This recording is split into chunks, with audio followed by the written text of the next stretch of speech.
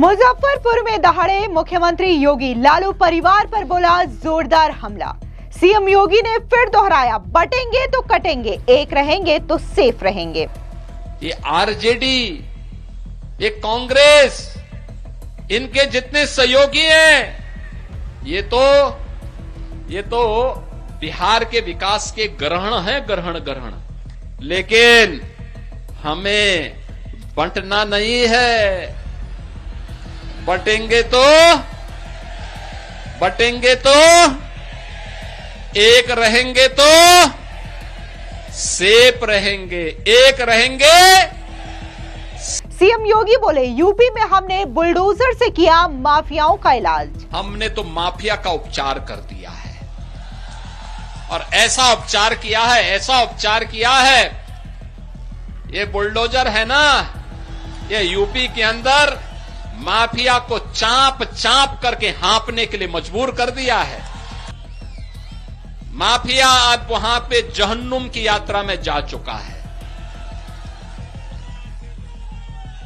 अब यूपी में अपहरण नहीं होता, यूपी में अब अपराध भी नहीं है और दंगा भी नहीं है। यूपी में अब सब चंगा है, और उसी चंगा के लिए आज आपका आह्वान करने के लिए आए हैं कि एनडीए ही बिहार को स्वर्णिम बिहार बना करके चंगा करने का काम करेगी। सीएम योगी ने कहा, खानदानी लुटेरों ने खानदानी माफियाओं को दिया जन्म।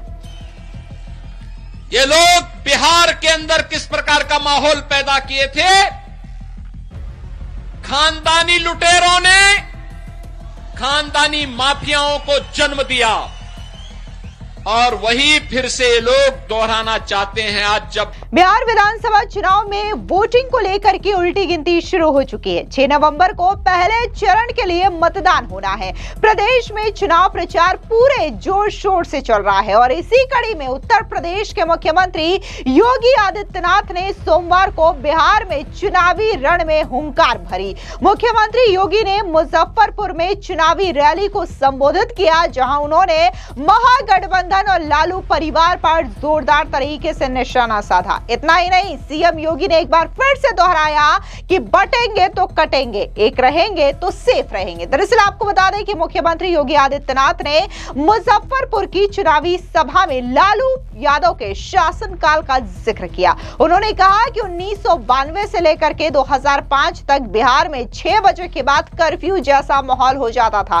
पटना हाईकोर्ट ने टिप्पणी की थी कि बिहार में सरकार का संचालन गुंडों के द्वारा हो रहा है। पेपर लीक एक धंधा हो चुका था। गरीबों को तो राशन नहीं मिलता था, लेकिन जानवरों के चारे को लेकर के भी 900 करोड़ का घोटाला हुआ था। सुनिए क्या कुछ मुख्यमंत्री योगी ने कहा। बहनों और भाइयों, आखिर कौन से वे कारण हैं जिसके कारण बिहार के सामने 2005 के पहले पहचान का संकट खड़ा हुआ था? अगर आप उसकी तह में जाएंगे तो आपको दिखाई देगा 1992 से लेकर के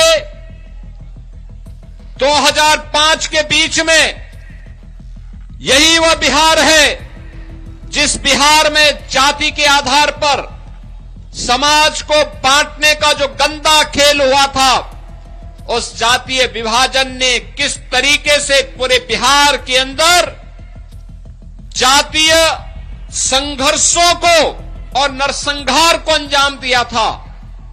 अकेले आरजेडी के शासनकाल में 60 से अधिक जातीय नरसंहार की दुर्दांत घटनाएं घटित हुई थी।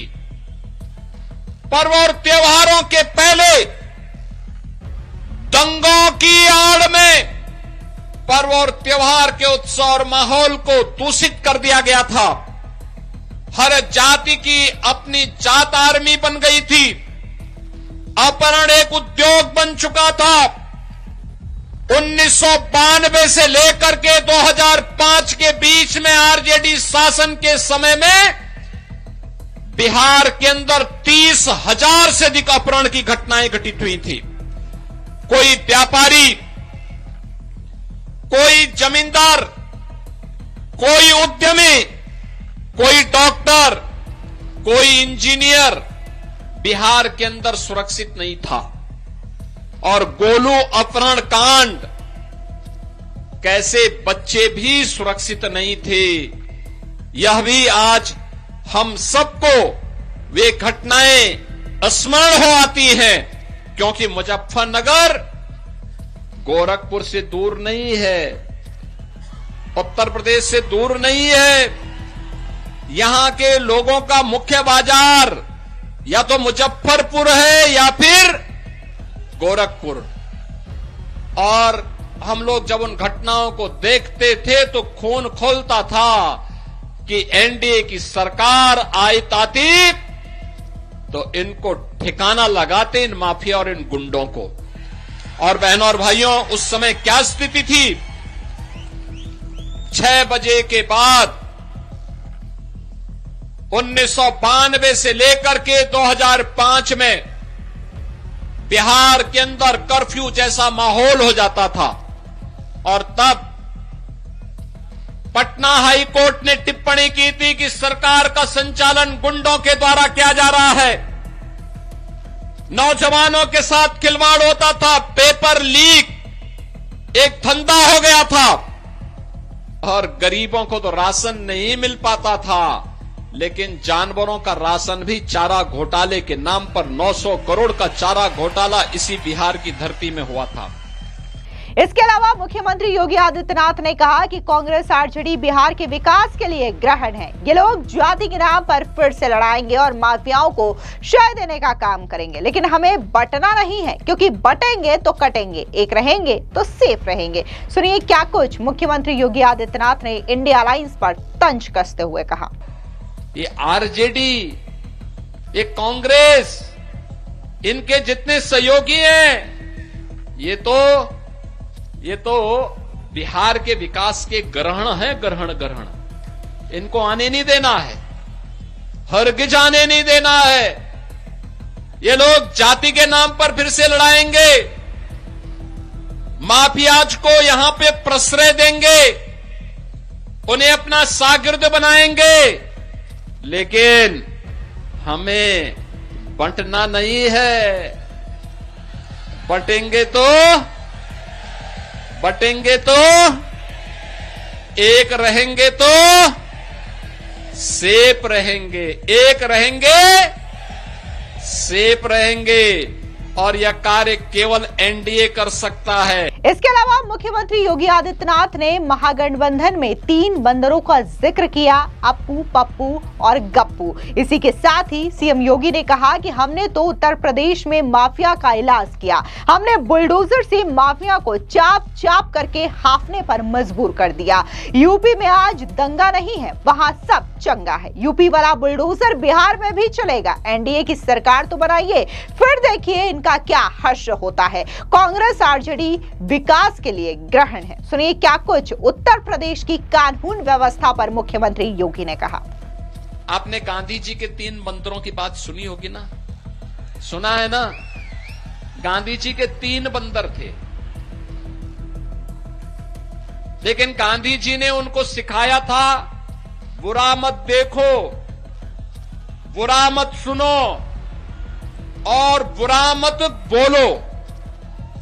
लेकिन आज इंडी गठबंधन का जो महागठबंधन बना है, अपनी ठगी के महाजाल को फैलाने के लिए इनके 3 बंदर पप्पू के रूप में, टप्पू के रूप में और अप्पू के रूप में पूरे बिहार को फिर से पहचान के संकट के दौर से गुजारने का काम कर रहे हैं। एक सच बोल नहीं सकता, एक सच सुन नहीं सकता और एक सच देख नहीं सकता। यानी इन लोगों की एक परंपरा बन गई है, कैसे भारत को अपमानित किया जाए, कैसे भारत की पहचान सनातन को अपमानित किया जाए, कैसे दंगों की बाढ़ में फिर से बिहार को, यूपी को झोंका जाए। हमने तो माफिया का उपचार कर दिया है और ऐसा उपचार किया है, ये बुलडोजर है ना, ये यूपी के अंदर माफिया को चांप चांप करके हाँपने के लिए मजबूर कर दिया है।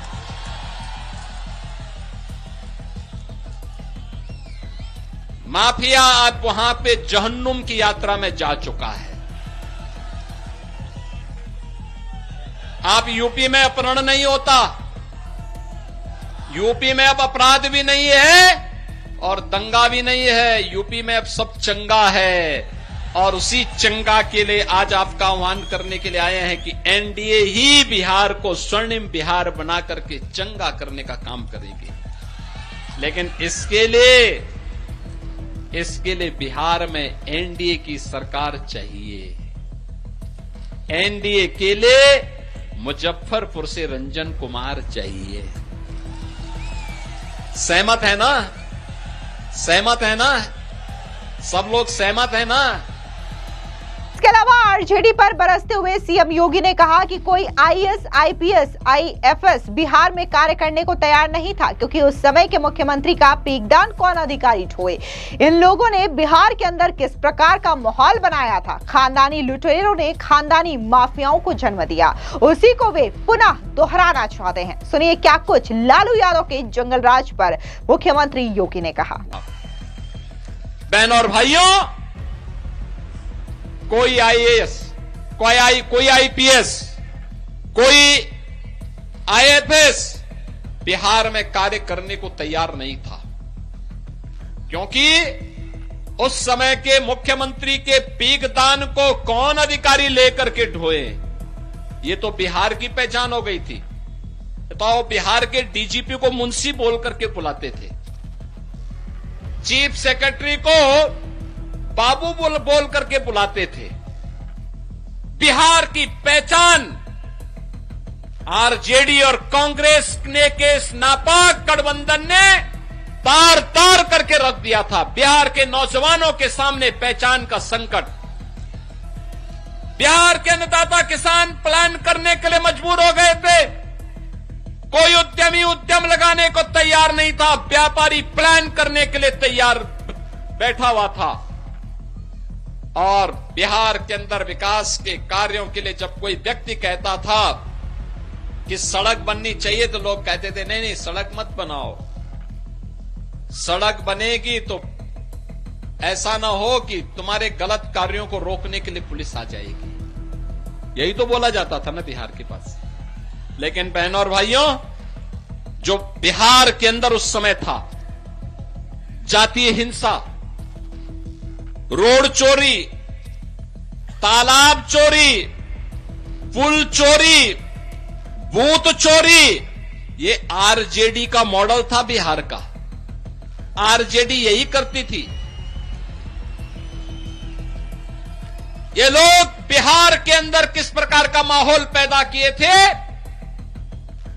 खानदानी लुटेरों ने खानदानी माफियाओं को जन्म दिया और वही फिर से ये लोग दोहराना चाहते हैं। आज जब बिहार अपने गौरव की पुनर्स्थापना के लिए एनडीए की डबल इंजन की सरकार प्रधानमंत्री मोदी जी के नेतृत्व में और बिहार में नीतीश बाबू के नेतृत्व में बिहार जब अपनी पहचान को फिर से स्वर्णिम बिहार के रूप में बनाने के लिए तेजी के साथ आगे बढ़ा है, तो इन लोगों को अच्छा नहीं लग रहा है। क्या नहीं है आज बिहार में? कनेक्टिविटी, सड़क की कनेक्टिविटी, 4 लेन, 2 लेन, सिंगल लेन की सड़कें, रेलवे की कनेक्टिविटी, एयर कनेक्टिविटी। मुझे याद है 2020 के पहले एक बार मैं गोरखपुर से दरभंगा की तरफ जा रहा था, 12-14 घंटे लगे थे। और बहनों और भाइयों, आज मैं लखनऊ से चला हूं, मात्र 45 मिनट में मैं दरभंगा पहुंच गया। एयर कनेक्टिविटी, इनलैंड वाटरवे यानी जल मार्ग की सुविधा, हल्दिया से पटना होते हुए अयोध्या तक और प्रयागराज तक जल मार्ग की सुविधा भी बिहार के अन्नदाता किसानों की उपज को, यहां के मखाना को दुनिया के मार्केट तक पहुंचाया जा सके, सस्ते में पहुंचाया जा सके और मुनाफा यहां का व्यापारी और यहां का किसान कमा सके। मखाना बोर्ड का निर्माण करने के साथ ही जल मार्ग की सुविधा, कार्गो की सुविधा, ड्राई पोर्ट की सुविधा और बिहार और उत्तर प्रदेश के साथ बेहतर कनेक्टिविटी हो सके, इसके लिए तो हमारे परिवहन मंत्री वे बिहार के ही रहने वाले हैं। उत्तर प्रदेश मंत्री बिहार उत्तर प्रदेश में है, रहने वाले बिहार के हैं और इसीलिए कैंप कर रहे हैं कि बिहार की कनेक्टिविटी को बेहतर बनाने के लिए अब उत्तर प्रदेश से भी योगदान देंगे। और इसीलिए बहनों और भाइयों, आज मैं आपके पास आया हूं कहने के लिए, आज बिहार के पास आईएम है, एम्स है, मेडिकल कॉलेजेस की श्रृंखला है, इंजीनियरिंग कॉलेजेस की श्रृंखला है। आज बिहार में विकास का वह सब कार्य हो रहा है जो बिहार के नौजवानों के सामने एक नई पहचान उन्हें प्रदान कर रहा है। अन्नदाता किसान को प्रधानमंत्री किसान सम्मान निधि का लाभ मिल रहा है, व्यापारी को व्यापारी सुरक्षा की गारंटी मिल रही है, उद्यमी को निवेश की गारंटी मिल रही है और बिहार आज बेहद बेहतर और स्वर्णिम बिहार की मौर्य काल की याद को फिर से स्मरण कराते हुए अपने उस गौरव के साथ आगे बढ़ रहा है जिस बिहार ने कभी महात्मा बुद्ध को ज्ञान प्रदान किया था, जिस बिहार ने महावीर जैन को जन्म दिया था, जिस बिहार में महाराज कामेश्वर सिंह जैसे राजाओं ने शासन व्यवस्था को शिक्षा के साथ, संगीत के साथ, संस्कृति के साथ, कला और अध्यात्म के साथ जोड़ने का काम किया था। ये वही धरती है जहां पर मिथिला और भोजपुरी संस्कृति को छठ गीतों के माध्यम से पद्म पुरस्कार से सम्मानित शारदा सिन्हा ने वैश्विक पहचान दिलाने का काम किया था। ये वही बिहार को उसकी पहचान दिलाने का काम हो रहा है जिस बिहार को आरजेडी ने पहचान का मोहताज बनाया था, अपराध के गढ़ के रूप में स्थापित किया था। इसके अलावा मुख्यमंत्री योगी आदित्यनाथ ने साल 2020 का जिक्र किया जब वो बिहार में चुनावी प्रचार के लिए पहुंचे थे और उन्होंने कहा था बिहार के वासियों से कि रामलला हम आएंगे, मंदिर वही बनाएंगे और ये वादा एनडीए की सरकार ने पूरा किया। ये वादा जो है वो लालू या फिर कांग्रेस कभी पूरा नहीं कर पाती, बल्कि ये तो राम मंदिर का विरोध करते हैं। इतना ही नहीं, उन्होंने मां जानकी के लिए भी भव्य मंदिर बनाए जाने का भी जिक्र किया। सुनिए क्या कुछ मुख्यमंत्री ने कहा।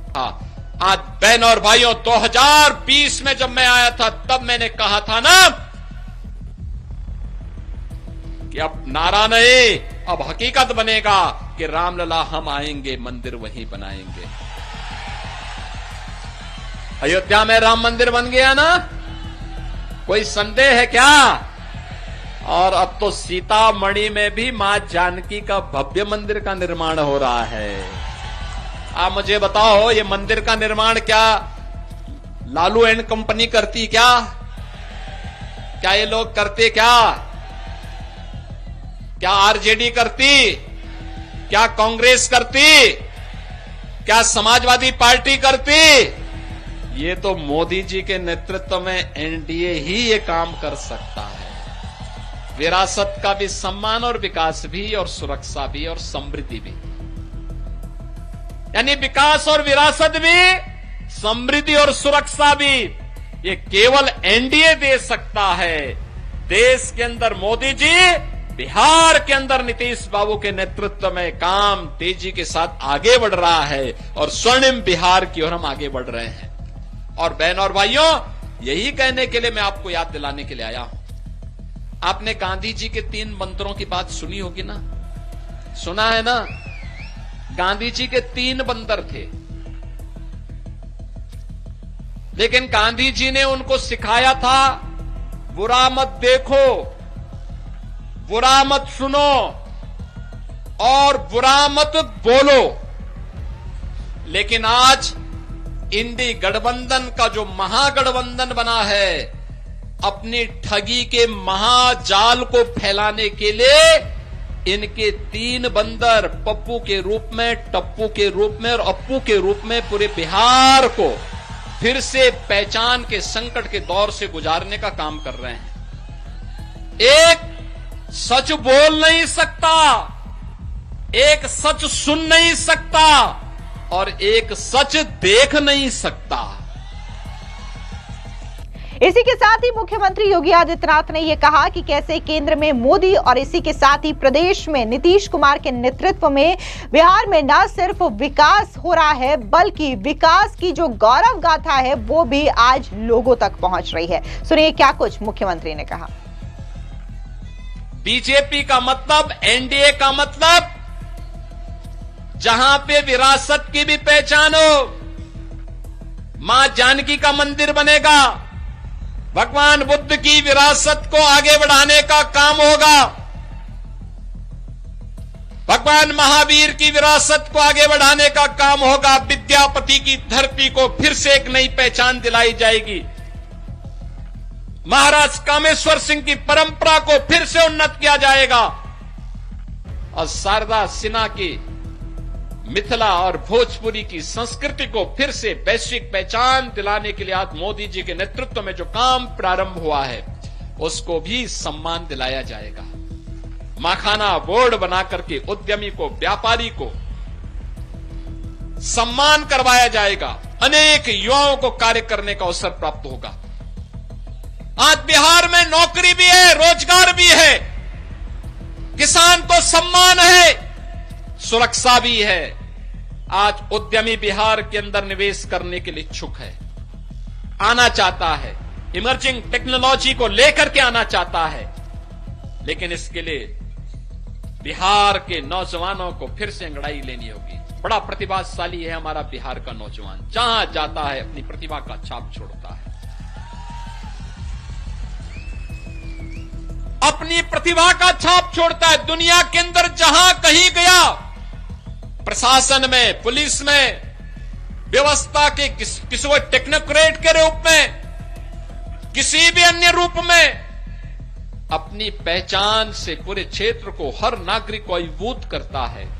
आपको बता दें कि जिस तरीके से पहले चरण की वोटिंग 6 नवंबर को बिहार में होनी है और दूसरे चरण की वोटिंग 11 नवंबर को होनी है, इसी को लेकर के बकायदा एनडीए के तमाम लीडर्स जो है वो चुनावी रण में उतरे हुए हैं और पूरी तरीके से चुनावी प्रचार करते हुए नजर आ रहे हैं। लेकिन इन सब के बीच में लगातार लालू यादव और कांग्रेस पर जोरदार तरीके से प्रहार किया जा रहा है और साथ ही लालू यादव के जंगल राज का भी जिक्र किया जा रहा है ताकि बिहार की जनता लालू के इस जंगल राज की वापसी ना कराए। आपको बता दें इसी के साथ ही एनडीए बिहार की जनता को सजग कर रही है कि कैसे लालू यादव का जंगल राज था और एनडीए ने इस जंगल राज का सफाया किया। फिलहाल इस पूरी खबर पर आपकी क्या राय है, कमेंट सेक्शन में जरूर बताएं। धन्यवाद।